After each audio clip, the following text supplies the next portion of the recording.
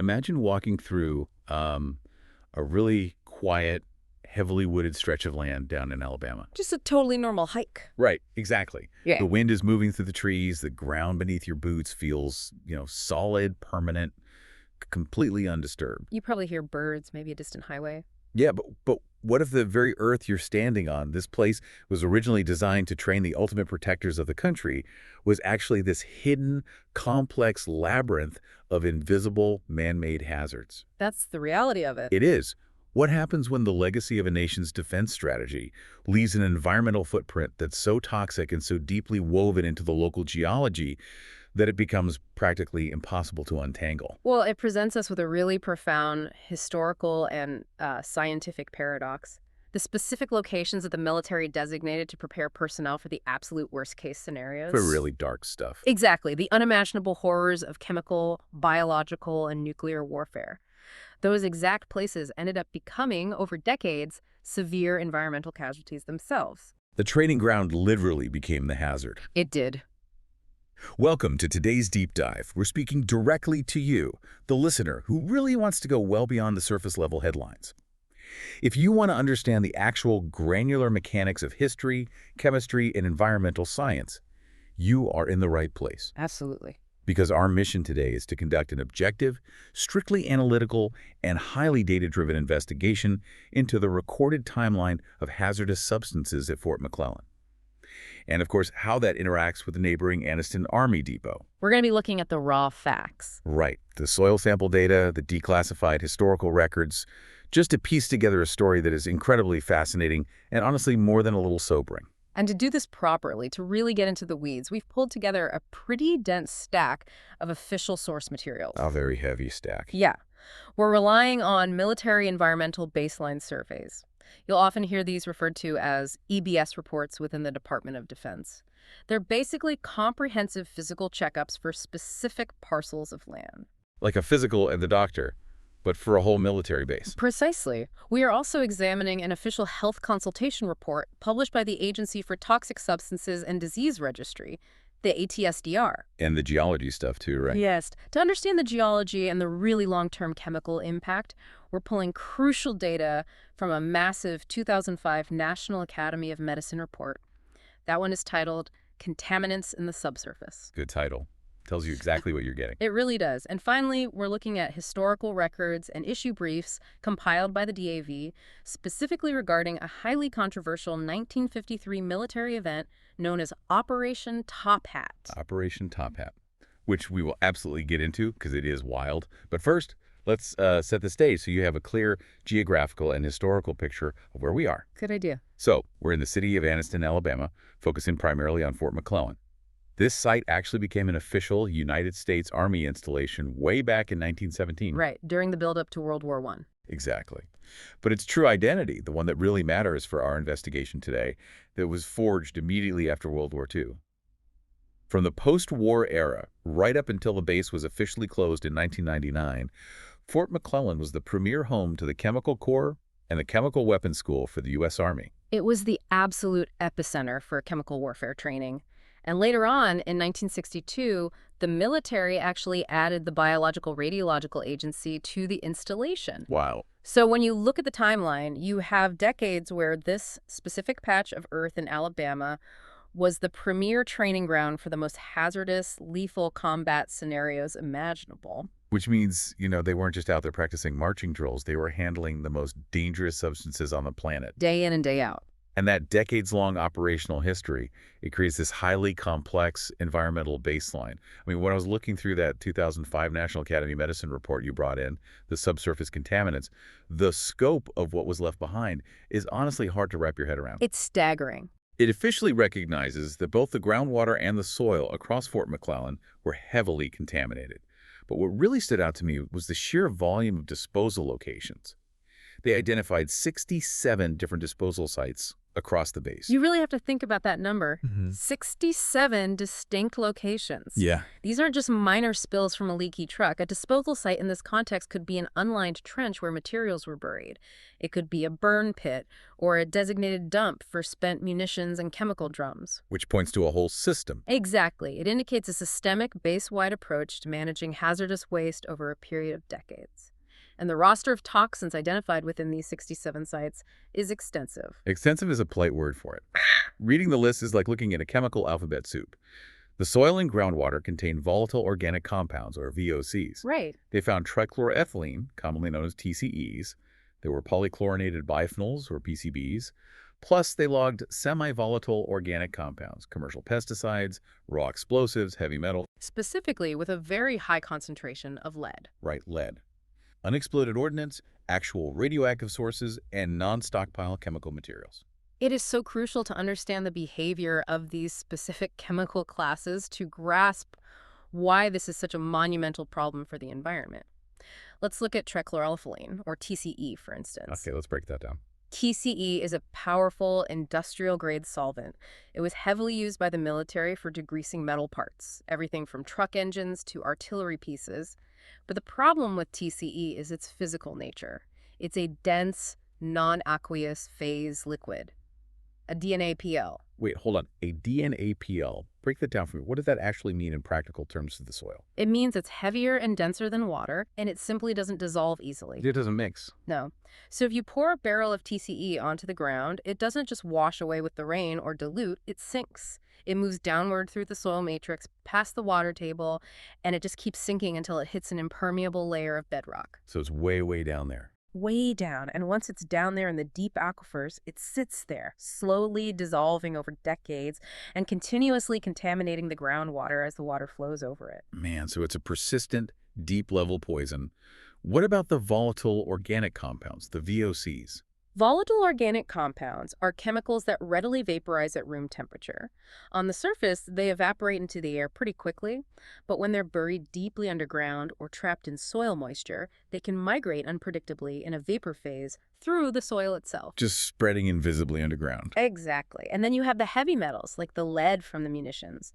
Heavy metals are elemental. They do not degrade. You cannot break lead down into a safer compound. It simply persists in the soil indefinitely unless it is physically dug up and removed. Okay, so you have 67 sites containing overlapping tangled mixtures of these highly persistent, highly mobile contaminants. Just trying to establish a clear baseline of what is in the ground becomes a massive scientific headache. A nearly impossible one. Right. But we can't just look at Fort McClellan in a vacuum, because it isn't an isolated island. Yeah. We have to look at the civilian overlap, because this blew my mind when I read it. The Monsanto connection. Yes.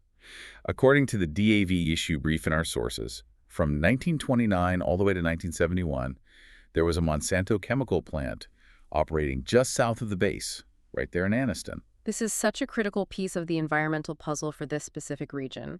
For over 4 decades, this civilian plant was heavily engaged in manufacturing chemicals. And during that prolonged industrial process, airborne polychlorinated biphenyls, PCBs, were released from the plant and entered the surrounding environment. So the local civilian community and the adjacent military base were subjected to decades of prolonged exposure to these airborne toxins, just from living and breathing in the area. Yes. The fallout from that civilian operation was massive. We are talking about a community-wide exposure event. It ultimately culminated in a 2003 class action lawsuit. A huge one. Monsanto Chemical eventually settled that lawsuit with more than 200,000 residents of the Anniston area for over $700 million. And when you connect this to the broader challenge of environmental remediation, it illustrates a severe, almost unprecedented complication. Think about it. You have a massive military installation with 67 known disposal sites leaching VOCs, heavy metals, and TCEs into the ground. Yeah. And that base is situated immediately adjacent to a civilian industrial zone that blanketed the entire area in airborne PCBs for 40 continuous years. So if you are an environmental scientist or a health researcher and you're trying to figure out why someone is sick or where a specific toxin in a local well came from, isolating the source becomes incredibly complex. It's virtually impossible to pull apart. Right, like did that chemical originate from the base's chemical weapons school, or did it drift over from the neighboring civilian chemical plant? The environmental footprints of the military and the civilian industries are fundamentally overlapping here. That overlap makes epidemiological tracking immensely difficult. But while the civilian PCB exposure was a byproduct of industrial manufacturing, what was happening inside the fence line at Fort McClellan was entirely different. Very different. Much of the contamination there was the result of highly intentional, deeply troubling military exercises. And to understand how that happened, we really need to look at a pivotal moment in the base's history, the year 1953. Okay, let's set the context for 1953 for you guys listening. We are in the height of the early Cold War. The military is terrified of a conflict with the Soviet Union, and they are scrambling to figure out how to operate in environments saturated with chemical and biological weapons. There was a very real sense of urgency, panic even. Before we get into the specifics of the physical tests at Fort McClellan, tell me about the ethical framework the military was supposed to be operating under at that time. What were the rules? In June of 1953, the United States Army took a significant step, at least on paper. They formally adopted guidelines regarding the use of human subjects in chemical, biological, or radiological testing and research. Okay, so they had guidelines. They did. These were officially adopted via an Army Chief of Staff memo designated MM-385. And what is crucial here is that these guidelines very closely mirrored the Nuremberg Code. The Nuremberg Code. That was a set of ethical research principles established after World War II, specifically in response to the horrific medical experiments conducted by the Nazis. That's right. It basically mandates informed consent. You cannot experiment on people without them knowing the risks and agreeing to it. Correct. The Army's new 1953 guidelines recognize those exact principles. A major stipulation of these new rules was that any research project involving human subjects required explicit prior approval from the Secretary of the Army. So it had to go all the way to the top. Yes. It was designed to ensure civilian oversight at the highest level of the military before any human testing could occur. Okay, so the Army puts this in writing. They say, we are following the Nuremberg Code. No human testing without the Secretary of the Army's stamp of approval. But you read the documents. In a massive bureaucratic system, the definitions of words are everything. Everything. And there was a massive loophole here. The loophole was profound. The guidelines required approval for quote-unquote research projects. Okay. However, the document never actually provided a concrete definition of what types of military experiments or tests constituted a research project. This ambiguity didn't seem accidental in practice. It created an environment that encouraged what historians and investigators now term selective compliance. Selective compliance. That is a very sanitized, bureaucratic way of saying they only followed the rules when they felt like it. It is exactly that. Because the timeline here is wild. Yeah. In August of 1953, just 2 months after these Nuremberg-inspired guidelines were adopted, the Chemical Corps actually did follow the rules. They submitted 7 distinct research projects involving chemical weapons and human subjects to the Secretary of the Army for approval. And if you look at the nature of those 7 approved projects, they were highly hazardous. One project specifically involved vesicants, which are severe blistering agents. Another involved phosgene, which is a lethal choking agent. Phosgene was responsible for the vast majority of chemical warfare deaths during World War I, right? Yes, a devastating weapon. And 5 of the submitted projects involved various nerve agents. All 7 of these projects were officially submitted up the chain of command, and all 7 were officially approved by the Secretary of the Army. So they clearly knew how to use the approval process. They weren't ignorant of the new rules. They followed them to the letter for those 7 projects. But here's a massive red flag. There was another operation planned for that exact same window of time, an operation that was specifically not submitted to the Secretary of the Army for approval. Operation Top Hat. Operation Top Hat. This took place over a period of 5 days, from September 15th to the 19th in 1953, right at the Army Chemical School at Fort McClellan. Because the military organizers chose not to submit it as a research project, they successfully bypassed the Secretary of the Army's approval process entirely. How do they classify it on the paperwork then? They achieved this bypass by officially designating the event as a quote-unquote local field exercise. A local field exercise. Calling it a local field exercise makes it sound like a weekend land navigation drill. But let's look at the actual parameters of Operation Top Hat. What were they doing? The stated purpose of this exercise was to test biological and chemical warfare decontamination methods. And to do this, they didn't just use mannequins or empty trucks. They deliberately exposed active Chemical Corps personnel to these highly toxic contaminants. Real people. Real people. The historical records regarding Operation Top Hat are explicit about the human element. The military personnel were utilized to test the efficacy of decontamination methods for highly lethal agents. The documents specifically name sulfur mustard, which is a devastating blister agent, and nerve agents. And this brings us back to the consent issue. Yes. The most critical detail, especially when viewed against the backdrop of the Nuremberg Code guidelines adopted just 3 months prior, is the issue of consent. The Chemical Corps personnel who participated in these tests were not volunteers. They were ordered to be there. They were ordered, and they were not informed of the true nature of the tests or the actual agents they were being exposed to. Put yourself in the boots of a soldier in 1953. You're assigned to the Chemical Corps. Your commanding officer orders you to gear up and participate in a local field exercise. And without your knowledge, without any form of informed consent, you were intentionally exposed to sulfur mustard and nerve agents. Purely so, the military brass can measure how difficult it is to wash these chemicals off your gear and your skin. It's hard to process. It wasn't an accidental exposure or friendly fire. It was a calculated, deliberate operational choice. And it forces us to examine how vast institutions justify their actions after the fact. Over 2 decades later, the military was pressed on this. In a 1975 Pentagon Inspector General's report, they provided an official defense of Operation Top Hat. What could the defense possibly be? They formally maintained that the operation was never subject to the 1953 guidelines requiring secretary approval. Their reasoning was that it was a quote-unquote line-of-duty exercise for the Chemical Corps. Bureaucratic gymnastics at its absolute peak. They argued that because it was the Chemical Corps' literal job to handle and understand chemicals, intentionally exposing those soldiers to nerve gas without their consent was just an inherent line-of-duty hazard, completely distinct from a medical experiment. It's a staggering rationalization. It really perfectly encapsulates the overarching mindset at Fort McClellan during the entire Cold War era. The urgency of the mission entirely superseded the preservation of the local environment, and it superseded the individual soldier's right to know what they were being forced to breathe in. That exact mindset, the normalization of extreme hazard for the sake of readiness, is what led to the construction of the chemical obstacle course. Let's talk about the obstacle course, Yeah. because this is where the environmental impact really scales up. Right. This course operated at Fort McClellan for years, from approximately 1955 to 1963. To truly understand the origin of the environmental baseline we discussed earlier, those 67 contaminated sites, we have to move beyond the paperwork and look at what physical activities were actually taking place on the ground every day. Let's take a walk through that history. We are heading over to Pelham Range, which is a massive training area within Fort McClellan. Specifically, the records point us to Parcel 211, known as the former toxic gas area.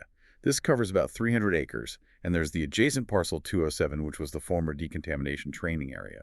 According to the Archive Search Report, in the mid-1950s, the Chemical Corps School constructed a full-scale chemical, biological, and radiological tactical training exercise course right here. A tactical training course. And the historical documentation gives us a very visceral, station-by-station breakdown of how this course was run.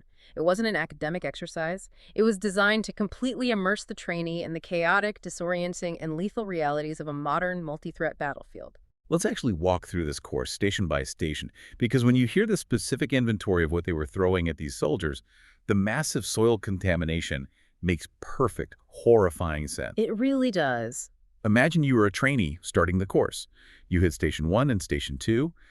Immediately, you are under simulated machine gun fire. There are blocks of nitrostarch explosives detonating around you, along with artillery shell simulators. But while you are dealing with the explosions, they hit you with CN Atomsite grenades. Atomsite. Tell us about Atomsite. Atomsite, which is designated as DM in military shorthand, is a riot control agent, but it acts primarily as a vomiting agent. It causes severe irritation to the respiratory tract, leading to violent sneezing, coughing, and eventually intense nausea and vomiting. So right at the starting line, the trainees are navigating high explosives while choking on an agent designed to make them violently ill if their masks aren't perfectly sealed. Then you push forward to Stations 3 and 4, and the intensity just scales up exponentially. The train is rigged with electric blasting caps, dud chemical shells scattered around, and various booby trap simulators. But this is where the Army introduces chloropicrin, known as PS, and phosgene, known as CG. Chloropicrin is a severely irritating, toxic compound. It is heavily used in agriculture as a broad-spectrum soil fumigant, but in a military context, it functions as a potent chemical weapon that attacks the lungs and eyes. And phosgene, we talked about that. Yes, the deadly pulmonary agent.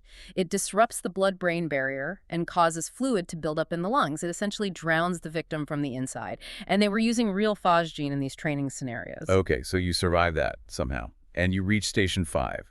And the details found in the official records for this area, specifically Range L, are truly surreal to me.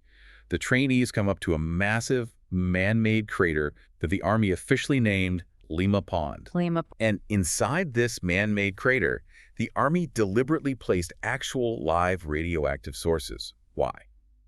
To simulate the residual radiation field of an atomic bomb blast. They were ordering soldiers to trudge through an actual measurable radioactive zone just to make the tactical training feel more authentic. It perfectly highlights the absolute existential necessity felt by the military establishment of that specific era. They genuinely believed they had to prepare their personnel for a fully actualized apocalyptic battlefield. Because they thought it was coming tomorrow. Exactly. The threat of a combined chemical, biological, and nuclear war with the Soviet Union was not abstract. It was considered imminent.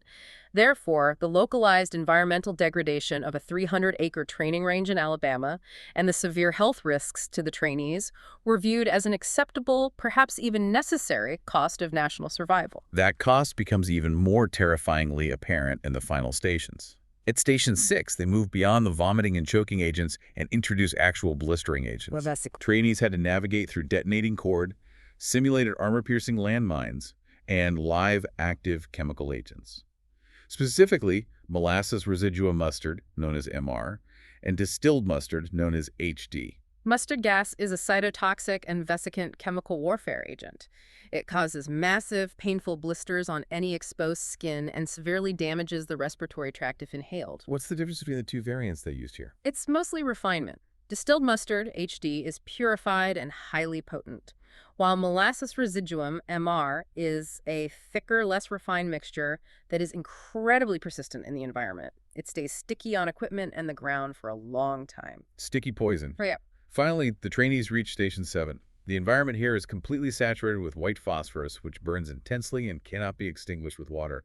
They are throwing M15 smoke grenades, HEC smoke, which is a toxic mixture of hexachloroethane, aluminum powder, and zinc oxide, and they're operating actual flamethrowers alongside more high explosives. When you look at the cumulative environmental impact of just one single pass through this 7-station course, it is immense. Immense. You are embedding heavy metals from the munitions into the dirt.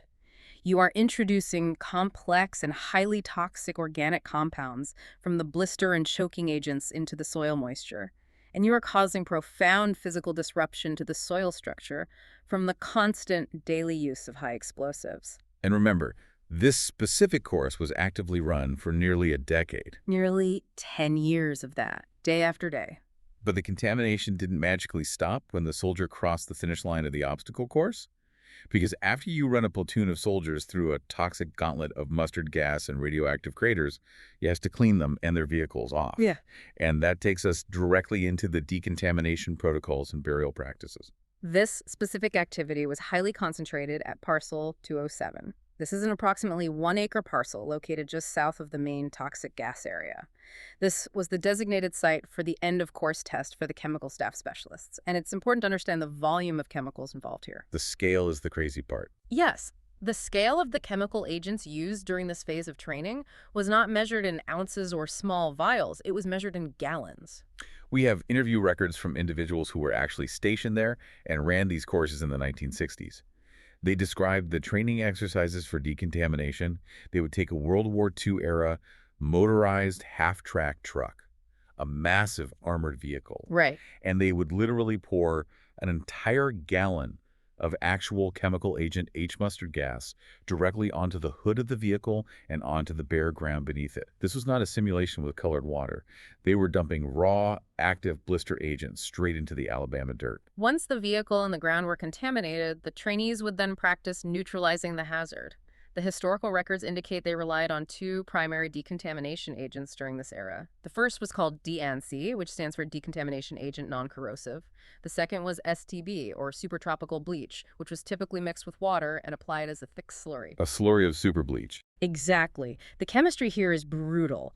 These chemicals are highly reactive, designed to violently break the molecular bonds of the chemical warfare agents on contact. But pouring a bucket of supertropical bleach onto a puddle of mustard gas on the bare earth isn't exactly a sterile, controlled laboratory process. It's incredibly messy.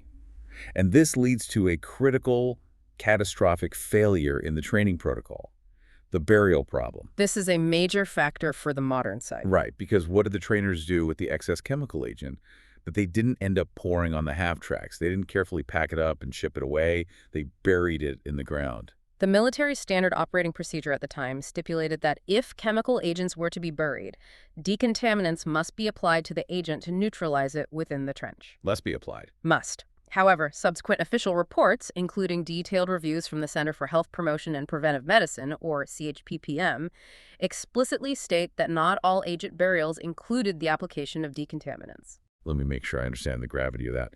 The official reports admit that they were taking raw, active, unneutralized mustard gas and other lethal chemical agents, digging a hole and burying them directly into the dirt at Fort McClellan. That is exactly what the records show. They literally used the local geology as a permanent trash can for some of the most dangerous synthesized substances on Earth. And that hidden reality is what prompted the massive, highly dangerous site investigations decades later.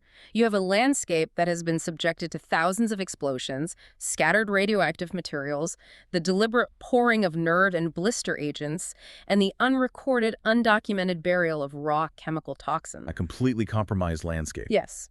So when Fort McClellan was finally selected for closure in the 1990s under the BRA process, the Base Realignment and Closure Commission, the military was legally obligated by environmental law to figure out exactly what was still down there before they could transfer the land. But how do you even begin to map a subterranean toxic waste dump without accidentally blowing yourself up?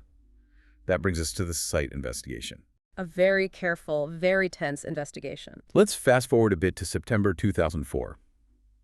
A company called Shaw Environmental is contracted by the U.S. Army Corps of Engineers. Their mission is to conduct a definitive site investigation, or SI, specifically at the former toxic gas area and the decontamination training area. And the technology they had to deploy just to walk onto the grass safely is mind-blowing. It was essentially a high-tech environmental archaeological dig conducted in a highly lethal environment. Because of the history of the obstacle course and the constant use of explosives, the very first step wasn't even environmental sampling. Before they could sink a single shovel into the earth, they had to conduct comprehensive unexploded ordnance, or UXO, avoidance. Meaning they had to find the bombs first. Shaw personnel had to meticulously use low-sensitivity magnetometers to perform a surface sweep of every single proposed monitoring well and soil sample location. Walk us through what that actually looks like in the field. What is the magnetometer doing? Picture a technician walking a specific grid, moving very slowly, holding an instrument that measures the strength and direction of a magnetic field. Like a high-end metal detector. Similar concept, yes. They are listening for the magnetic distortion caused by a buried ferrous object, like an unexploded artillery shell or a rusted drum. They have to do this just to ensure their heavy drilling equipment wouldn't accidentally strike a buried explosive and detonate it during the sampling process.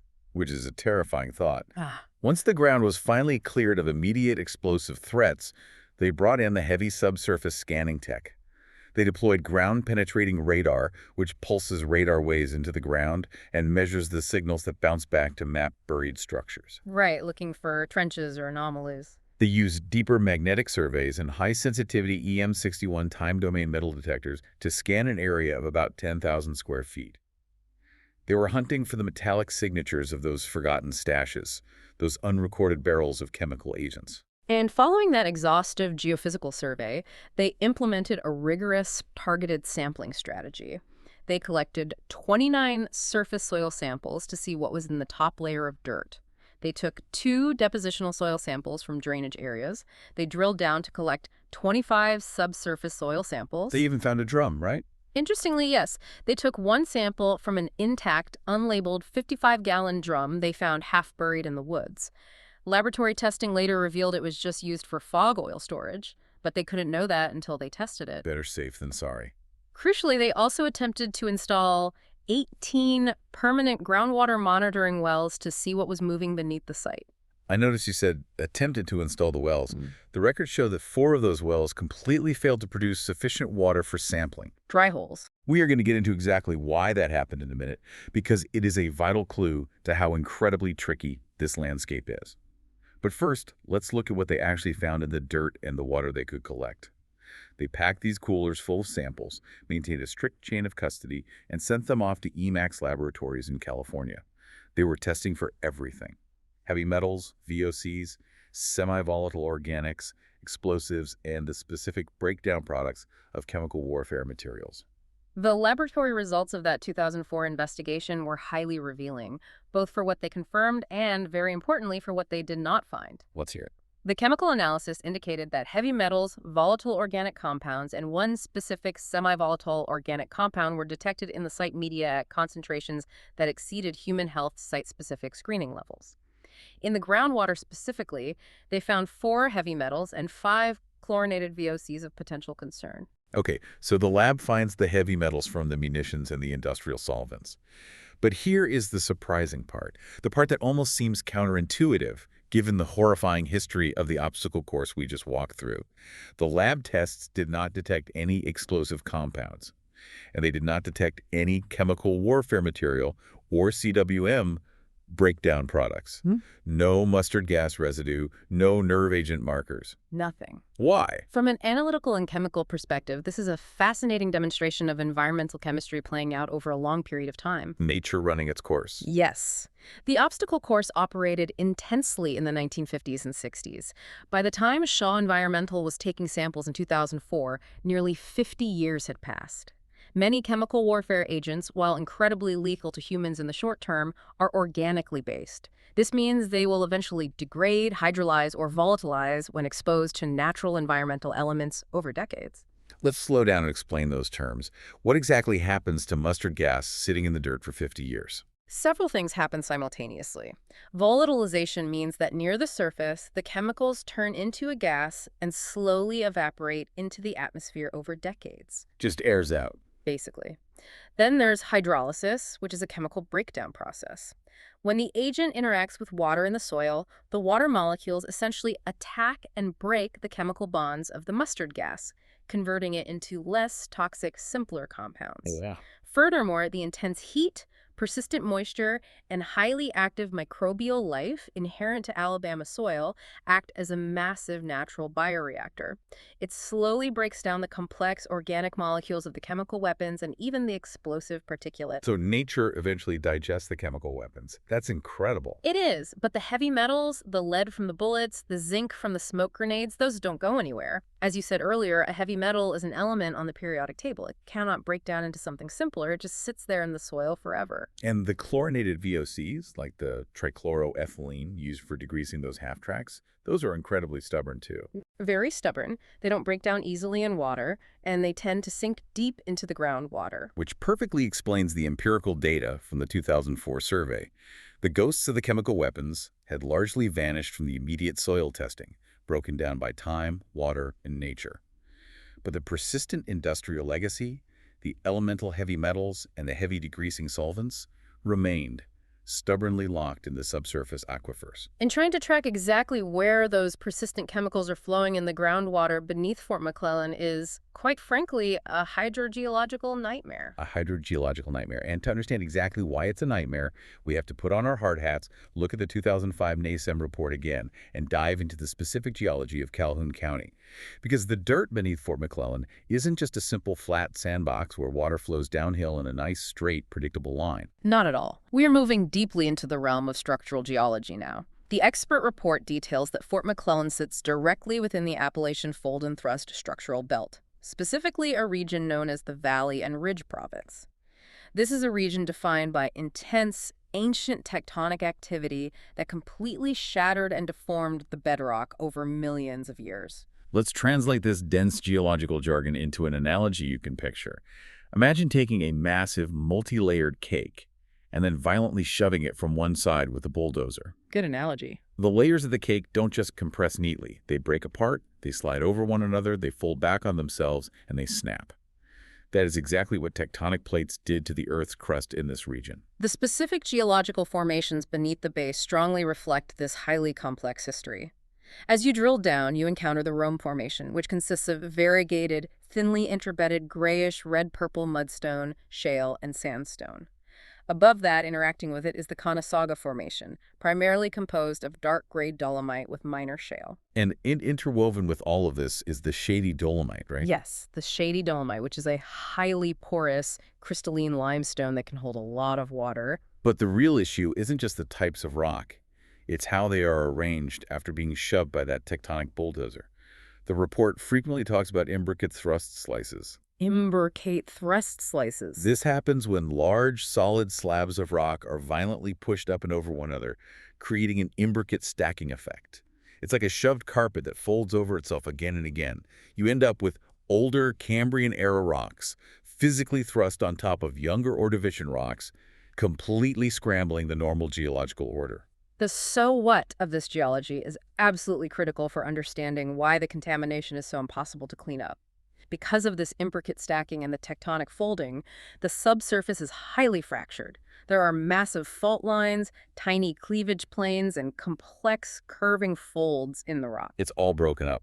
Exactly. So when rainwater hits the surface and percolates down, carrying those toxic chlorinated VOCs with it, it doesn't just flow downhill in a uniform, easily mappable aquifer. Exactly. The toxic water hits a heavily fractured layer of red-purple mudstone, zigs sharply to the left along a hidden fault line, drops straight down through a highly porous section of dolomite, and then flows backward against gravity along a structural fold due to pressure. It migrates completely unpredictably through these broken, scrambled bedrock interfaces. This specific geological reality completely confounds traditional environmental remediation strategies. Remember earlier when we noted that 4 of the monitoring wells installed by Shaw Environmental in 2004 failed to produce sufficient water? The dry wells. That happens because of the fractured nature of the rock. When you drill down, you might happen to hit a solid, unfractured block of rock within this chaotic matrix, resulting in a completely dry well. But 10 feet away, you could have a heavily contaminated, fast-flowing fracture full of TCE. Tracking the underground plume of toxic groundwater through an imbricate thrust sheet is literally like trying to trace the path of a single drop of water as it trickles through a completely shattered windshield. That's the perfect way to describe it. It makes cleaning it up, or even mapping it, almost impossible.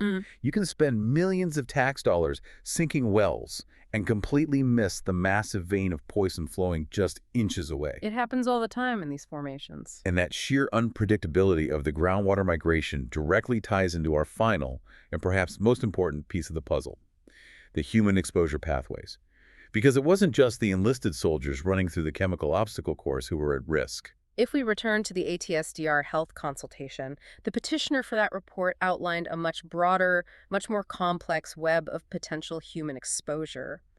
The risk simply wasn't contained to the physical boundaries of Pelham Range or the toxic gas area. We have to look at the daily lives of the commuters and the transients.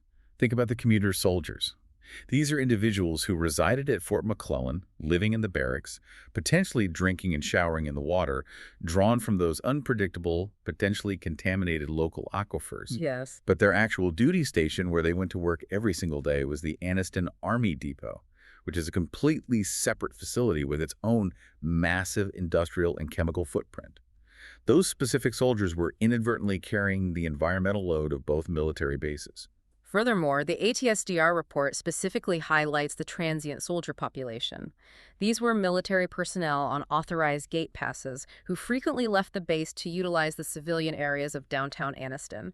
They were classified in the reports as commercial visitors. They were just living their lives going into town. They were utilizing public transportation venues like the local Amtrak and Greyhound bus stations and the Anniston Airport. They were spending hours in the indoor and outdoor movie theaters, the hotels, the local eateries, the auto dealerships, and the grocery stores. And think back to the first segment of our deep dive.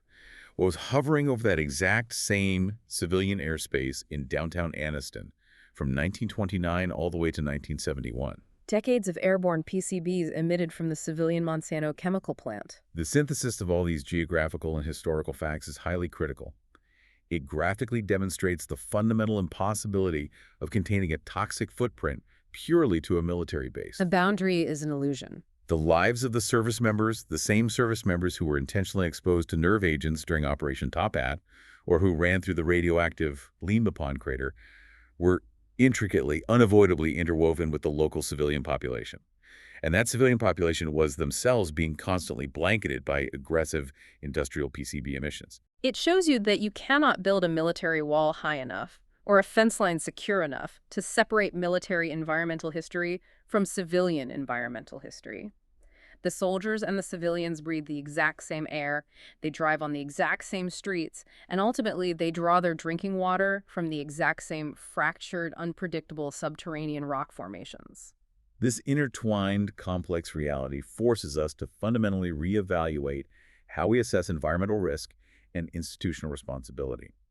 We have meticulous records, the 1992 pest management plans, the 2004 site investigation reports, the groundwater elevation tables. They give us a highly clinical, data-driven snapshot of the environmental aftermath. But they fail to capture the full human experience of navigating that toxic labyrinth on a daily basis. Let's pull all these threads together. We started today by looking at the massive intentional PCB releases of civilian industry that blanketed the city of Anniston. We moved inside the military gates to uncover the chilling ethical loopholes of 1953, where the military bypassed their newly adopted Nuremberg Code to conduct Operation Top Hat. Deliberately exposing unconsenting soldiers to highly lethal nerve and blister agents.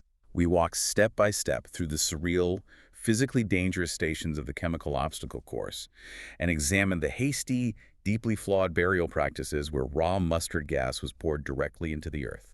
And finally, we explored the incredibly complex labyrinthine geology of the Appalachian Fold and Thrust Belt, the shattered, folded rock that hides those decades-old chlorinated VOCs, making true environmental cleanup a nearly impossible task. As we conclude this investigation, I want to leave you, the listener, with a final lingering question to ponder long after this deep dive ends. It's an important one. Throughout this entire analysis, we have heavily relied on meticulous, declassified military records and official site surveys to understand what is buried beneath our feet and what happened in our history. But considering the 1953 bureaucratic loophole that deliberately and successfully hid Operation Top Hat from official civilian approval channels, how much of our current environmental baseline is built on the incredibly fragile assumption of perfect, transparent record-keeping? That is a genuinely unsettling thought. If they could hide testing nerve gas on their own soldiers, what else is simply missing from the paperwork? Precisely the point. When we are dealing with the legacy of the Cold War and a massive military apparatus that fundamentally believed the threat of nuclear annihilation justified almost any operational means, what happens when the most dangerous toxins in the ground aren't the ones we carefully mapped and tested in those 67 disposal sites? What happens when the most lethal legacy is the one buried completely off the books? It really reframes the whole picture. That is absolutely something to think about the next time you look out over a quiet, seemingly undisturbed patch of land. Thank you for joining us on this deep dive. Keep questioning the baseline, keep looking for what's beneath the surface, and we'll catch you on the next deep dive.